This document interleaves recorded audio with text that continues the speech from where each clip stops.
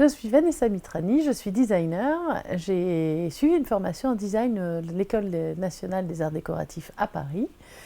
Et au cours de cette formation, pour mes loisirs personnels, j'ai appris à souffler le verre.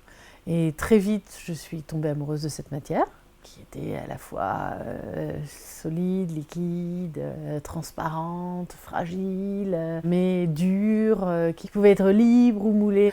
Et les hasards des rencontres ont fait que j'ai montré mes travaux à mes profs qui m'ont encouragée, que l'artisan qui m'apprenait à souffler a accepté de faire mes pièces, parce que très vite, moi, j'ai été limitée forcément par la technique, puisque je ne suis pas maître verrier.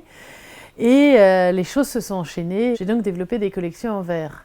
Ce qui fait que j'ai commencé ma carrière avec le verre et que 16 ans plus tard, j'y suis toujours. Ce qu'il y a de passionnant dans mon métier, c'est qu'à chaque fois que je veux introduire une nouvelle matière, un nouveau matériau, une nouvelle idée à mes collections, je dois rencontrer les gens qui les font, je dois me former, je dois comprendre. Dans ce que je fais, il est clair qu'il y a une grande part de tradition.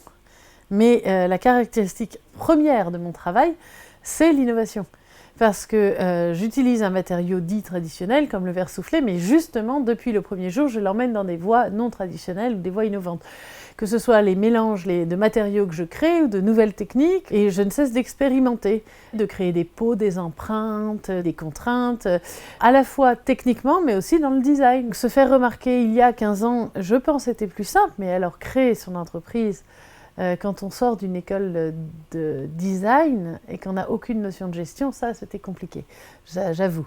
J'ai appris à réfléchir à l'emballage, au stockage, au transport, la facturation, la comptabilité, assez vite les ressources humaines. En fait, en créant mon entreprise, j'ai réalisé avec le temps que j'avais une chance incroyable.